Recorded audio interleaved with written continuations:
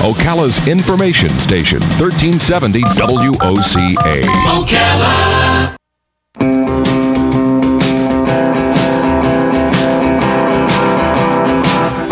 Ocala, baby, what makes you look so good? Ocala, baby, what makes you look so good?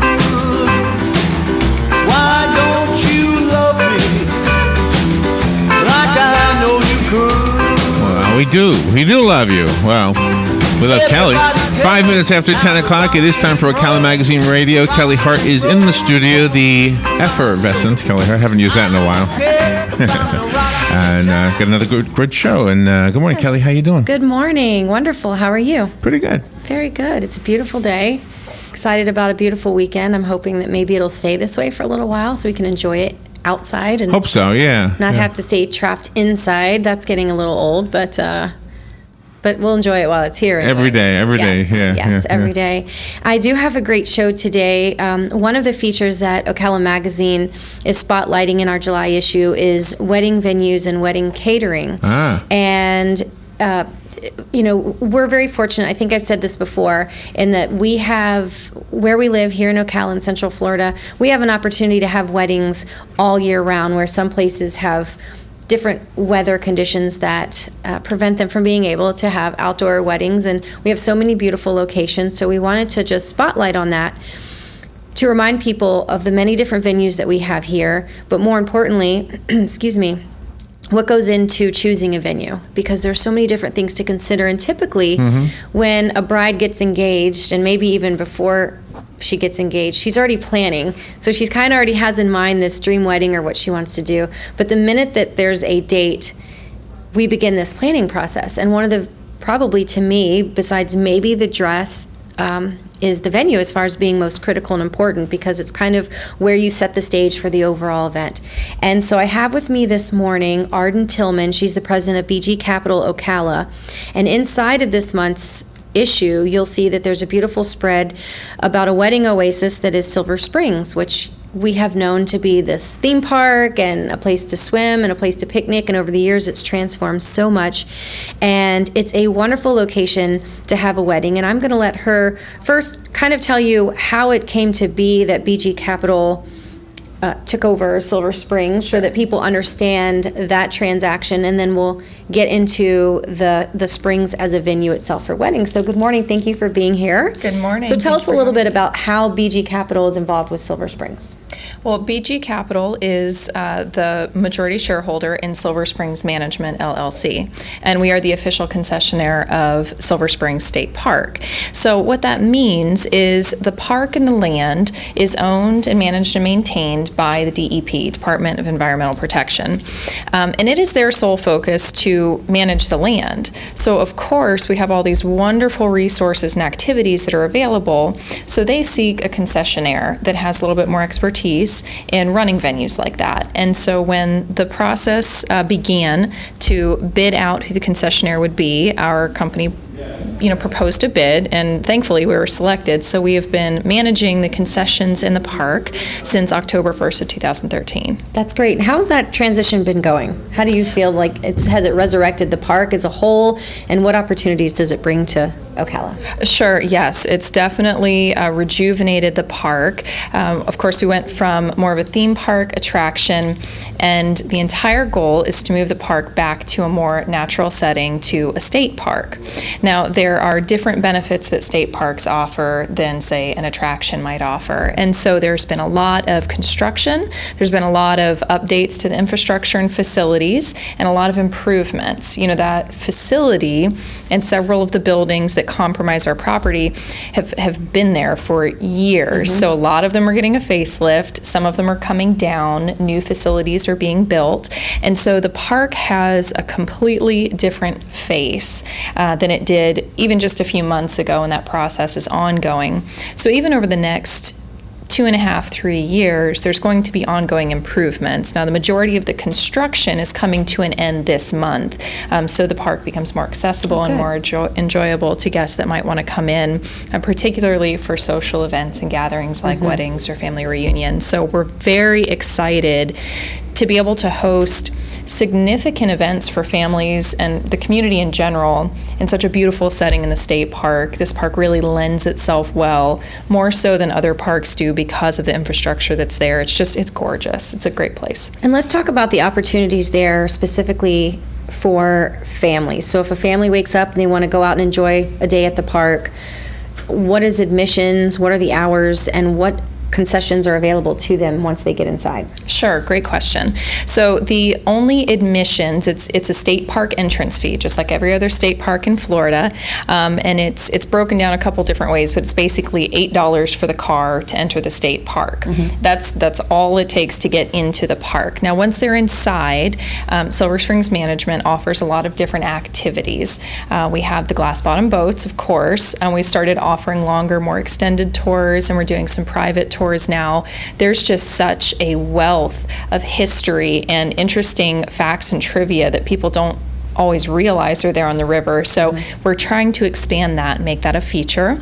We're now offering canoeing and kayaking right there in the head spring. You know, there's always been some kayaking available on the river, but you had to go a few miles down and drag your kayak a pretty good distance to get there. So now we offer those for guests for a small fee right at the head springs. When they come in, it's very convenient. Part of the rejuvenation that I was talking about was the creation and expansion of hiking trails, biking trails.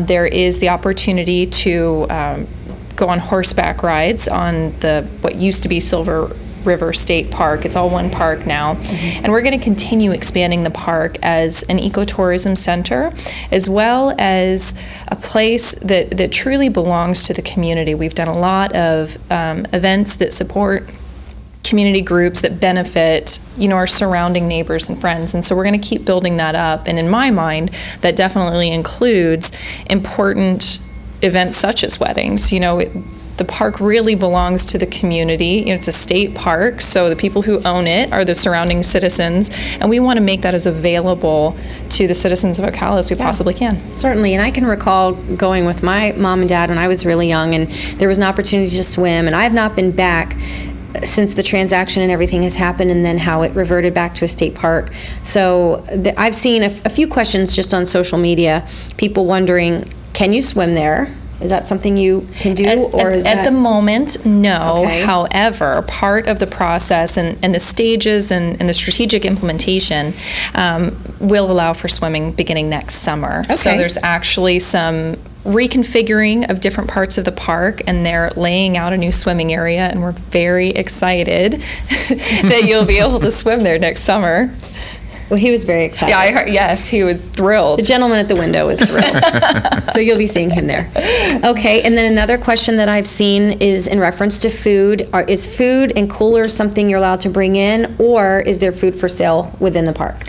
Both, just like any other state park. If a family wants to come in and bring their own picnic and their own everything, they're welcome to do that. But we do also offer food and beverage services at the park. We have two different storefronts. We have our Springside Cafe as well as the Sweet Shop. So we do fresh made fudge and ice cream at the Sweet Shop, and then fresh salad, sandwiches, etc. So really, as simple or as in-depth as you want to plan your day, you can really just show up to the park and we take care of the rest of it for you, or you can really kind of plan out a full picnic day for the family and spend the whole day in the park. It's really up to what the family would like. Good. Yeah. And last question about the park before we transition over to talking about weddings, because I've had people ask, and I don't know the answer and I've not yet seen it anywhere, but the animals that were within the park, do you know where they went? Well, I couldn't tell you specifically where they went because, of course, it was a different company that was managing the facilities then. It's my understanding that same company had many locations throughout the U.S. and particularly the Southeast. And so the only information that was relayed to me is that those animals would have been moved to their other locations. All right. Very good. These are just questions I saw and thought, well, now I have a chance to ask, I'm going to ask. Sure. So hopefully that answered some of those questions.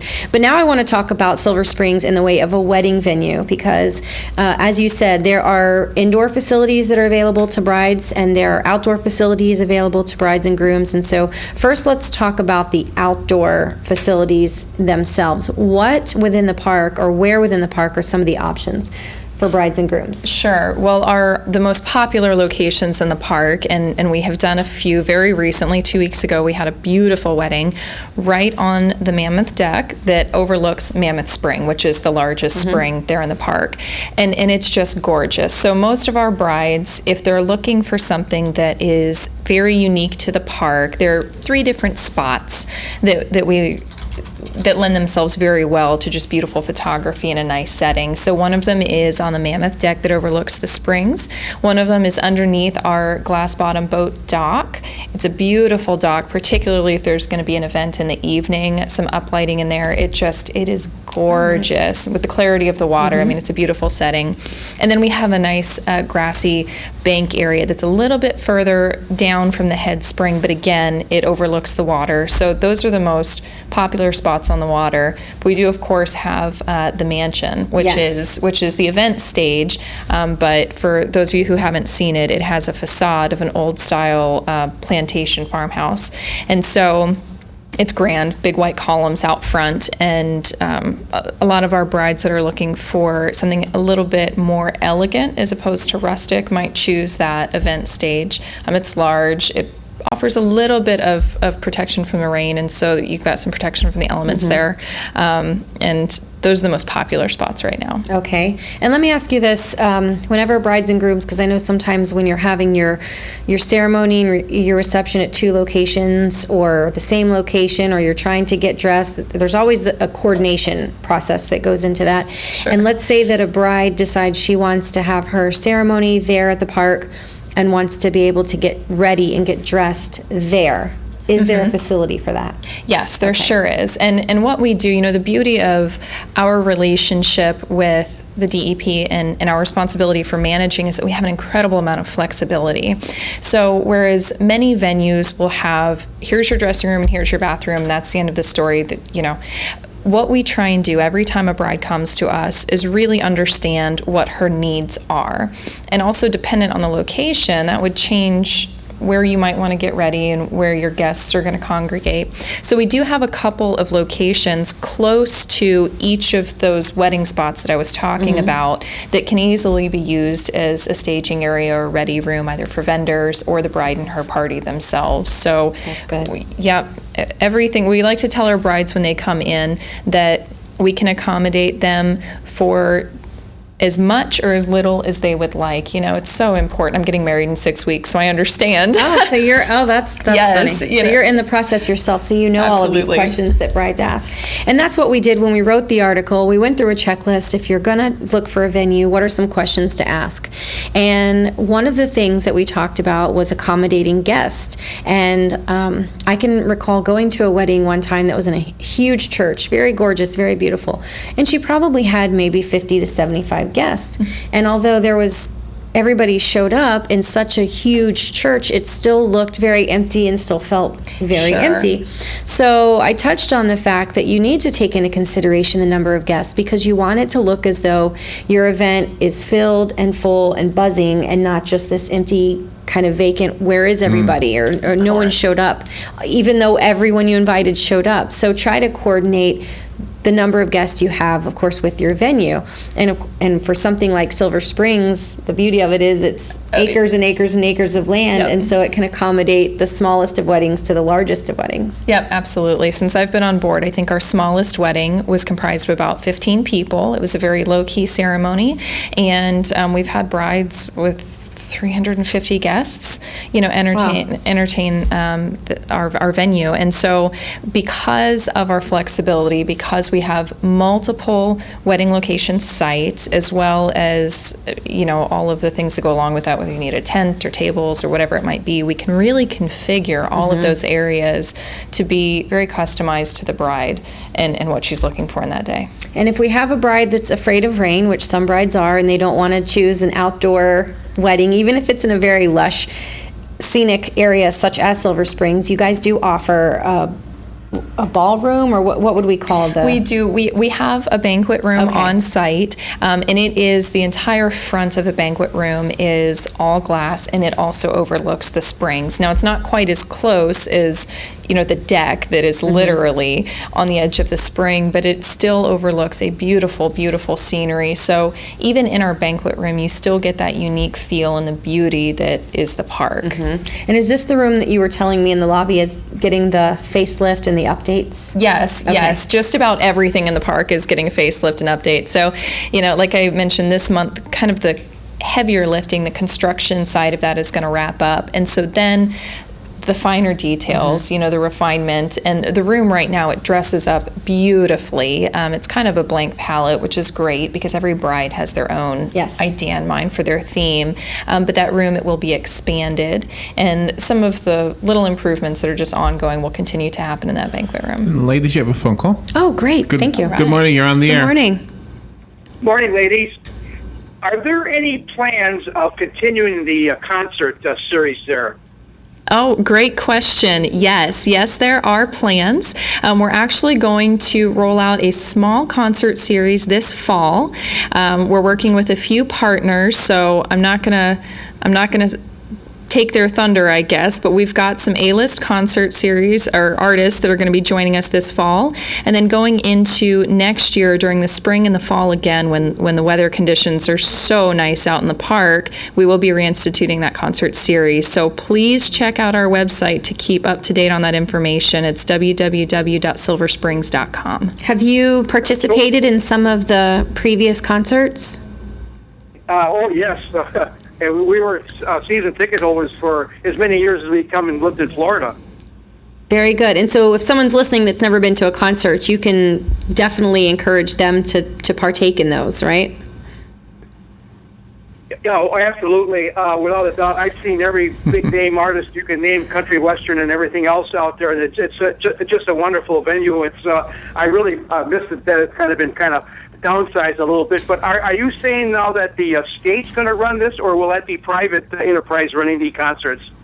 It will be private enterprise that's running the concerts. The company that I represent, Silver Springs Management, will be coordinating all of those. And some of the concerts will be put on exclusively by us, but there are a few concerts that we're working with some of our partners in the community to put on as well. So we're hoping to offer a very diverse and full concert series for the many different tastes and interests that are out there.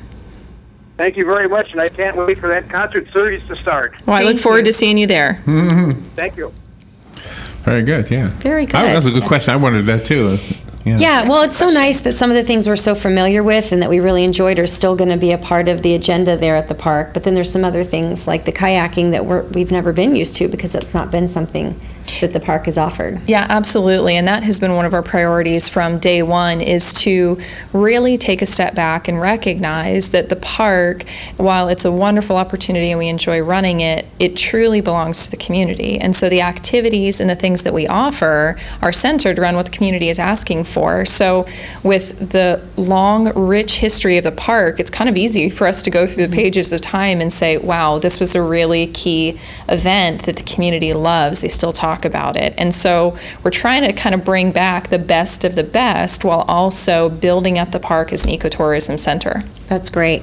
And back on weddings, I wanted to ask you about catering because I know that sometimes that can be a deal breaker when choosing a venue. Some venues require you to use their own facilities, their own caterers, etc., and others allow for you to bring in from outside resources. So where catering is concerned within the park, are you allowed to bring your own caterer in, or do you have someone that provides catering? All of the above. Okay. Again, because it is a state park and it is that community-centered mindset, we would never tell a bride that has a specific caterer that she couldn't use her preferred caterer.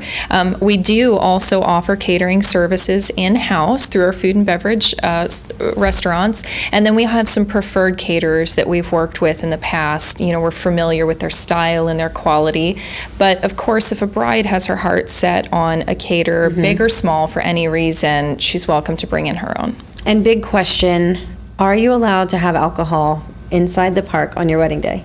On your wedding day, if the caterer that you choose to bring in has the appropriate catering license and insurance, you absolutely can. Okay. That's a big question. It is that's a big really question. big deal. Even Yes. if it's just for toasting wine or if it's full bar, that's a really big deal for an event. So Yeah, absolutely. And so that's they're That's more than really welcome great to bring them in. that Is there's there that. a restaurant being planned? There was a news item that hinted at that. Is there? Well, we do actually have a restaurant on site already. I know that there's been some interest and some suggestions of a finer dining facility.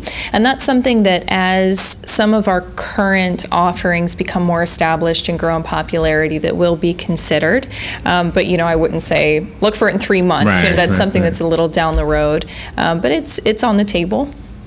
That's great. And if a bride and groom are planning and they're in the process now, they want to tour the facilities or talk to somebody, how can they get in touch with you and who should they call?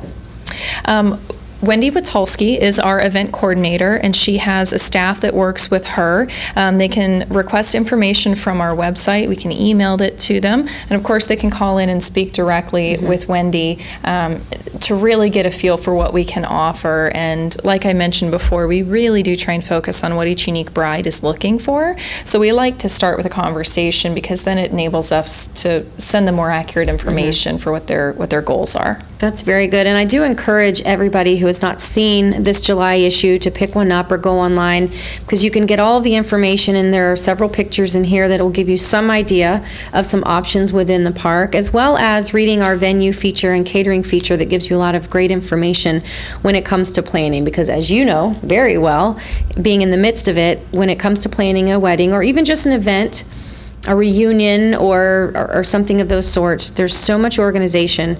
And if you can have some kind of a guide that says, these are the questions you should ask, these are the things you should be considering, it really does help narrow your options. It certainly does. And so those kinds of things are important. Likewise, it's our 40 under 40 issue, and so there's some fantastic 40 under recipients that are featured in there with all their bios. And throughout the month of July on our Facebook page, we're posting pictures and then full bios that we were not able to fit into our printed issue. So make sure you like us on Facebook so you can keep up with all of that.